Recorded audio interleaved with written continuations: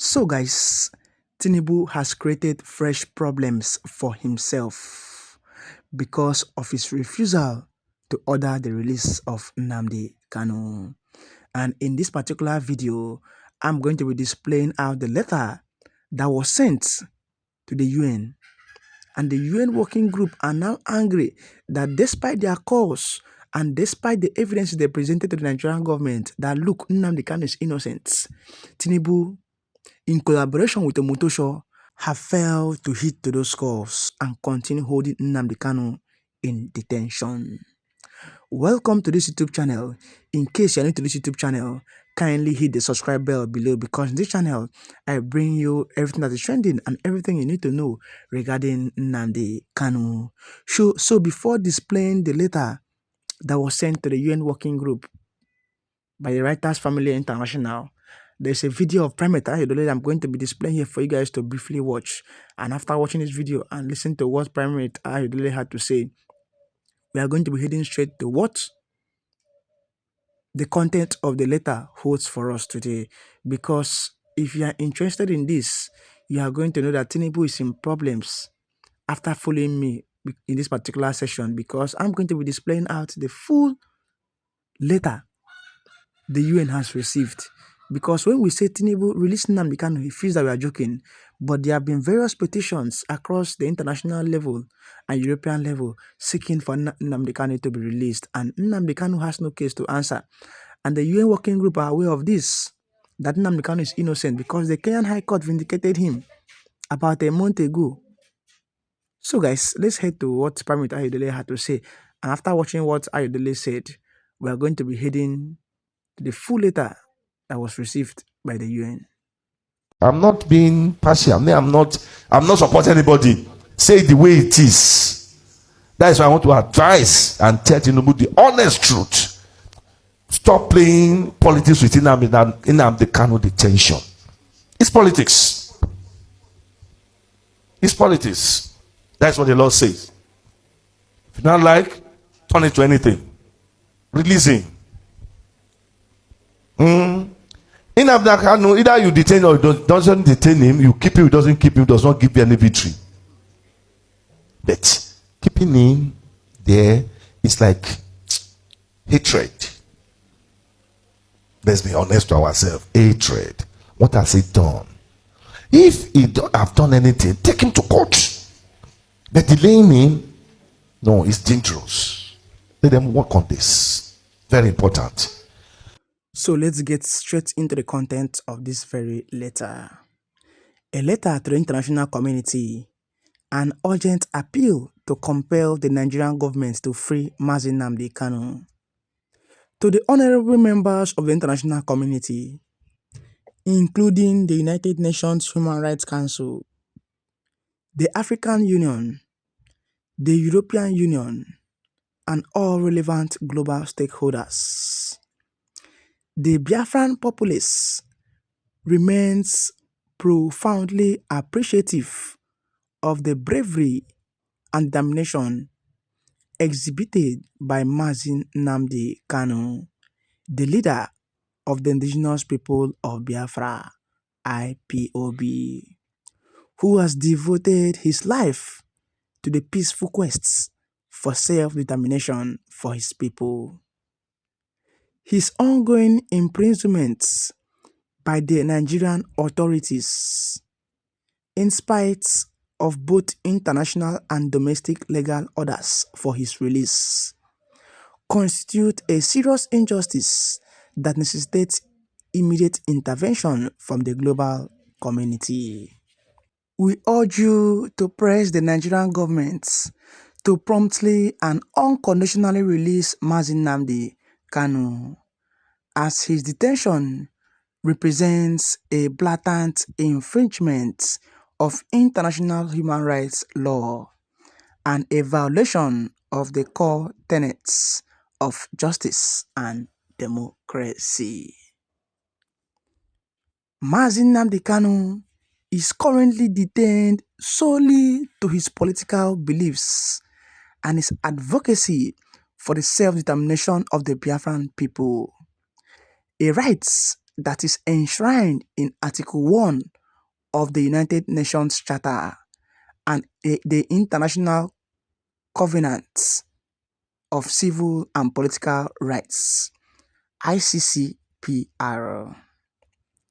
The UN Human Rights Committee, in its General Comments number 35 of 2014, has explicitly indicated that the detention of individuals for peaceful political expression amounts to arbitrary detention, which constitutes a violation of international law.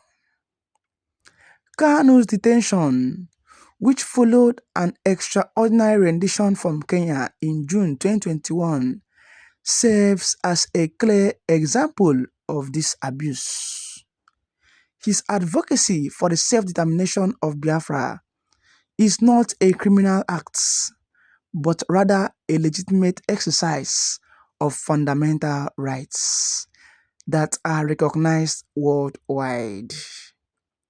The Nigerian government's refusal to comply with court orders, including a 2022 ruling from a competent Nigerian court and the UN Working Group on Arbitrary Detention Opinion number 58/2022, both of which demanded Kanu's immediate release, represent a direct challenge to both local and international law.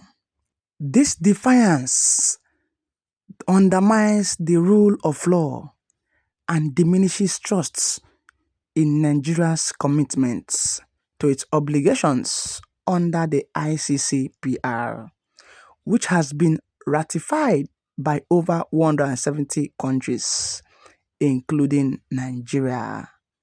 Article 9 of the ICCPR prohibits arbitrary detention, while Article 14 ensures the right to a fair trial. Rights that have been systematically denied to Kanu through extended pre-trial detention, unjust judicial processes, and reported inhuman treatments. Now, this is the UN's clear stance on political prisoners. And I read, the United Nations has consistently condemned the detention of individuals for political reasons.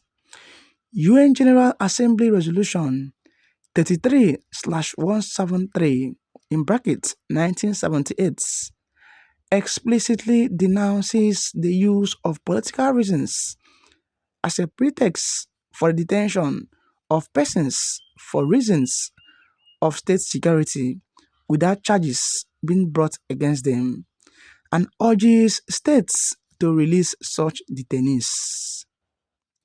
Similarly, the UN Human Rights Council Resolution 21/16 in bracket 2012 reaffirms that political imprisonment undermines democracy and calls for thorough investigations into such cases. The UN Working Group on Arbitrary Detention, in its 2022 opinion on Kanu's case, declared his detention arbitrary, citing political motivations and violations of his rights to free expression and a fair trial.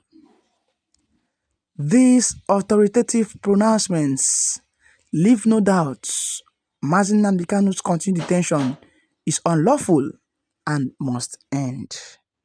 And finally, this is a call to action, and I read, the international community has a moral and legal obligation to act. The Nigerian government's actions mirror those in cases like the detention of Belarusian opposition leaders, where the UN Human Rights Committee has demanded immediate releases due to arbitrary and political motivated detentions. And in Nnamdi Kanu's case, it is clear that he is being detained for political reasons, and this must stop. The letter that I just read out for you guys was a letter sent to the UN telling them and reminding them that their pronouncement on Nnamdi Kanu to be released hasn't been effected by the Nigerian government. And it is quite unfortunate that despite various calls from the UN Working Group and the Federal High Court in Kenya that Nnamdi Kanu should be released, the Nigerian judiciary, led by Omotosho, has failed to effect these pronouncements made by international bodies. It was clear to the Kenyan High Court that Nigeria violated international law by renditing Nnamdi Kanu in an illegal way. That is why they made the pronouncement that Nnamdi Kanu's trial was being tried in an illegal form because he was arrested in an illegal manner in Kenya. Don't also forget that when Nnamdi Kanu entered Kenya, he entered Kenya as a British citizen. He entered Kenya as a UK national. He registered as a UK national. But when he was being registered as a Nigerian, tried under the Nigerian law, which is a violation of the international laws. Well, at this point in time, I'm going to put it up to you guys to tell me what you feel about this in the comment section below, because it seems that this inhuman treatment against Nnamdi Kanu will continue if Tinubu is not stopped, and this must stop with immediate effects. Well, like this video, share this video, and most importantly, don't forget to hit the subscribe button below so you won't miss any trending updates.